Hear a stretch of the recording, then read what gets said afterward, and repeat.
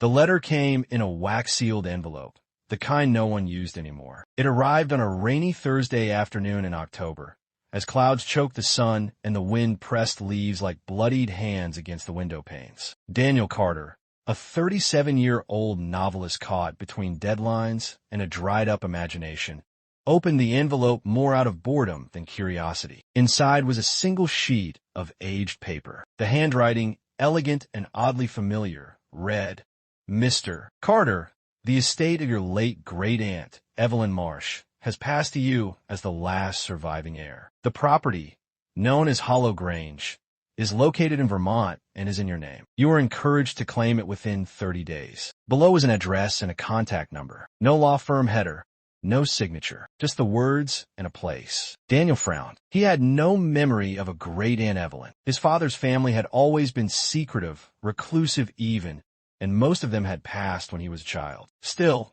something about the name Hollow Grange lit a small candle in the dark of his mind. 3 days later, he was on the road. The house stood at the end of a long, winding road choked with gnarled trees. Hollow Grange was Victorian in design, but bloated by time.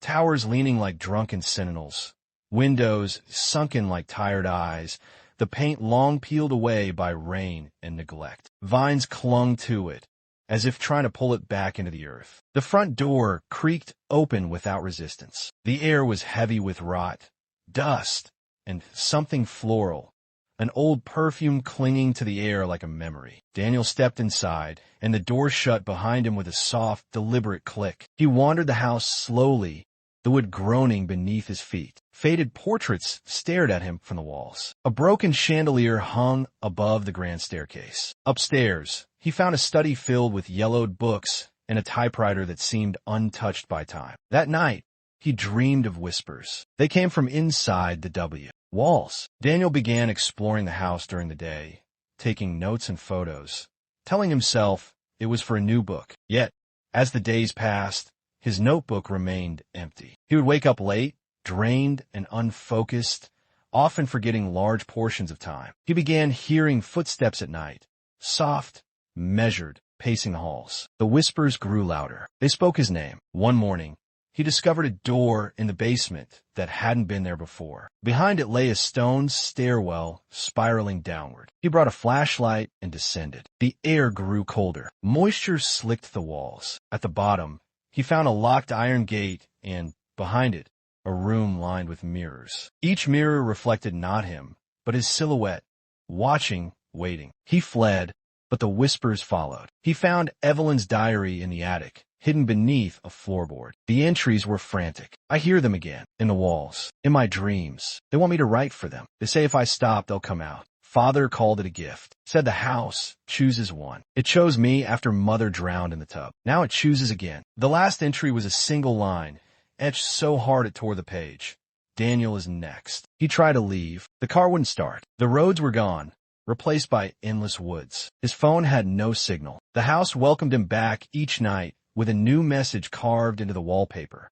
Right. He began typing. The typewriter accepted no mistakes. Every word that didn't please the house was erased. Pages disappeared if he paused too long. He wrote of murders, of screams, of children lost in the woods. He wrote about a house that fed on stories and the souls behind them. Each morning, he awoke with ink on his fingers and blood under his nails. He tried to resist. Once he burned a page. The walls bled. A scream echoed through the halls, and the chandelier in the foyer fell, narrowly missing him. He stopped trying. Daniel began to lose track of time. Entirely. Days bled into nights. Food appeared in the kitchen.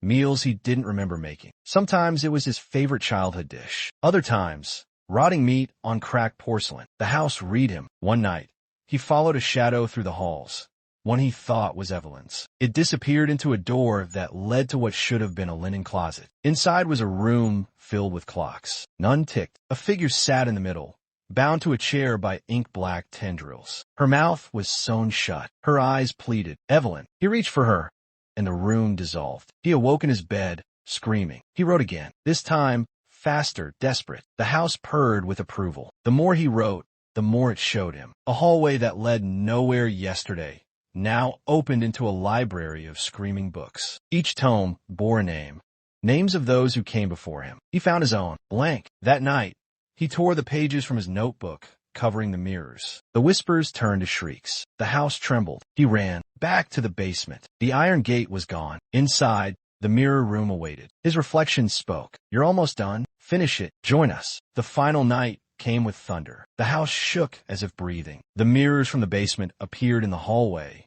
then the bedroom. They now reflected him, but older, broken, eyes hollow. He screamed, but the sound was swallowed by the walls. They opened. From the wallpaper, the floorboards, the ceilings, came the whispers, now voices, now screams. Faces emerged from the mirrors. Evelyn, others, all writers, all trapped. "Finish the story," they cried, "or join us." Daniel wrote until his fingers bled, and then silence. A month later, a new letter arrived. "Dear Miss Carter, we regret to inform you of the passing of your cousin, Daniel Carter. As his only living relative, the property known as Hollow Grange is now yours to claim." The envelope was sealed with wax. The ink still wet.